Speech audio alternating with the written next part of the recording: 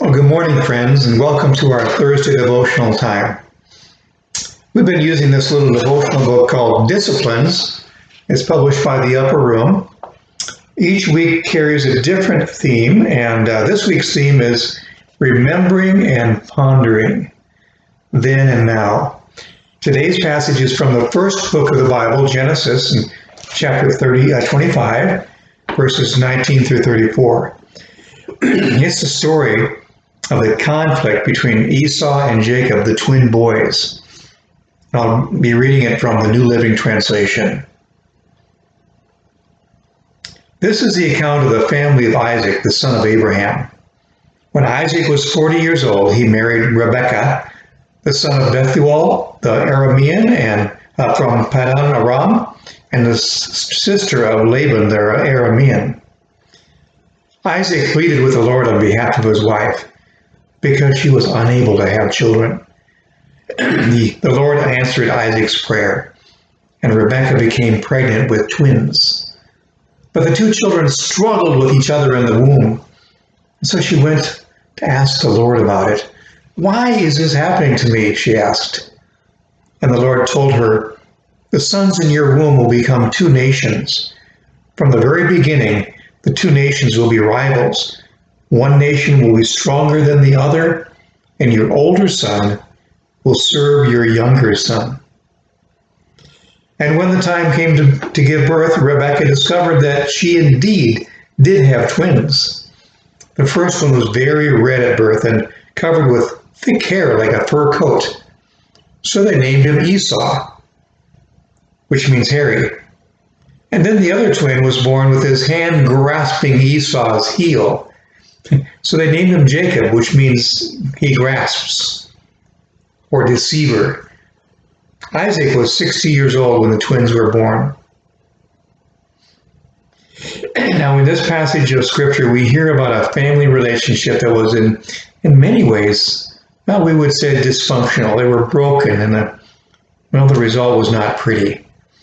As we follow these twin brothers through their history, and indeed through the rest of history, we know that there has been much conflict from that sibling rivalry we read about, or that resulted from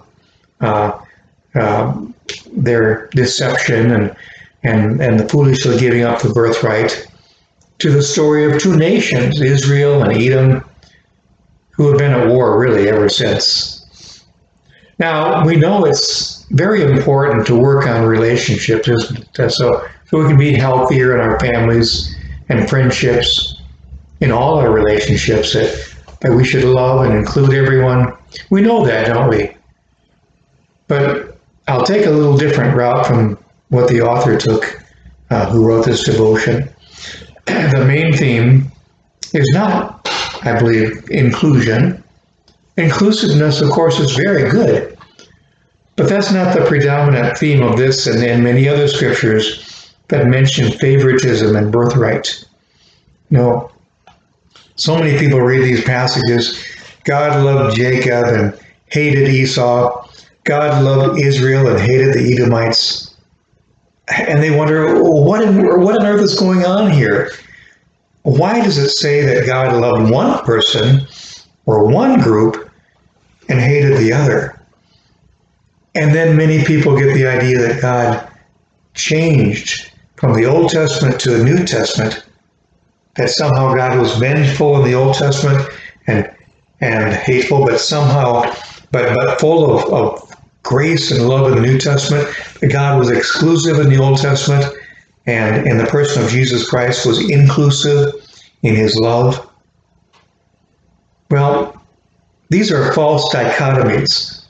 The God of the Old Testament is the one and same God of the New Testament. So I'll say that the main theme is not inclusiveness, but rather, I believe the main idea, the main theme of this passage is the sovereignty of God. This idea of sovereignty, we don't have kings and queens in America, but we know about them. Our God is not a God who who changes on an emotional whim as we humans are apt to do. God's character, God's purposes are pure and holy. And if we believe that the very nature of God is love, then we can't accuse God of favoritism. Now we hear of parents showing favoritism to certain of their children. In the Bible, it was Isaac, the father, who loved Esau. His wife Rebekah loved Esau's twin brother Jacob. You can imagine the dynamics in that family. And then we learn in Deuteronomy of God expressing his love for Israel more than all the other nations. And then we look at these passages and from our own very limited human perspective, many of us are confused and perplexed. And we ask, well, if God is an impartial God, how can the Bible say that he loves one group over another and one person over another? And we make judgments about God, saying that God is unfair, and it's unfair of him to love one group more than another. But I believe these passages are in the Bible to show us the sovereignty of God. Sovereignty means that God is the ultimate authority over all of creation. He's the King of kings. He's the Lord of lords. And as such, God has the supreme right to make choices in creation that will serve our greater good. When we read stories like that we read this morning about favoritism, generally they're illustrating the sovereignty of God. God, as only God can do, knows the details of God's plan, and he sees the bigger picture, while our view is like, peering through the lens of a microscope, and we see only a very small piece of the whole picture. Now, excuse me, in the story that I read from Genesis 25 just a moment ago, God didn't choose Isaac over Esau because of any virtue that they had, anything that they had done. It wasn't that Isaac was more righteous, more honorable, more anything. And so that's why God favored him. Now remember that the story tells us that God chose Isaac to be the father of a nation even while they were still in Rebekah's womb, even before they were born. So because of that, it tells me that it has nothing to do with human emotions of love and hate as we think of them. It had everything to do with God's choice of who to use to bring about God's plan for us. It had nothing to do with appearance. God doesn't prefer smooth skin or rough red skin. It has everything to do with the right of a sovereign God to choose between one and the other for God's greater purposes. And so then I look to the New Testament for help. What did God mean when he chose to bless Jacob?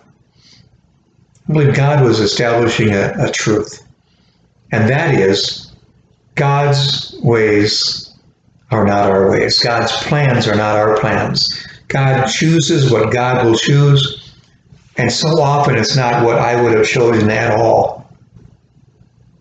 And so we're often asked or left with this question that we ask: why? Why? Why do the unjust so often get rewarded? Why did my innocent child get hurt? Why? And you can fill in the blank with your own why questions. Well, here's the answer. There is no answer. As Paul said in the New Testament, we see through a glass darkly. We just can't see the whole picture. Or as the prophet Isaiah puts it in his prophecy, God is the potter, and I am that lump of clay. And even Jesus, while he was preparing to go to the cross, he asked sort of a why question. Jesus didn't want to take on the sins of the world. He knew it would be painful, excruciating. In fact, the word cross means out of the cross. Excruciating means out of the cross. So Jesus didn't want that. And yet, before the night was over, Jesus was submitting to the Father as clay in the hands of the potter. What did Jesus say? Father, not my will, but yours be done. Jesus died that Good Friday afternoon, but on Sunday morning, all the why questions, all the complaints about unfairness throughout history, all the accusations of favoritism, well, they just didn't matter anymore. God had answered.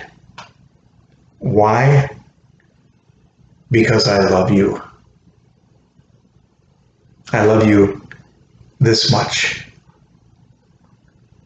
Well, thank you for joining me this morning. Our prayer this morning is a song, acknowledging God as a potter who shapes us and forms us into just the form that he wants us to be, according to God's good pleasure. Would you sing with me, if you like to? Change my heart, O God, make it ever true. Change my heart, O God, may I be like you. Change my heart, O God, make it ever true. Change my heart, O God, may I be like you. You are the potter, I am the clay. Mold me and make me, this is what I pray. Change my heart, O God, make it ever true. Change my heart, O God, may I be like you. Thank you for joining me for this morning's devotions. Have a great day.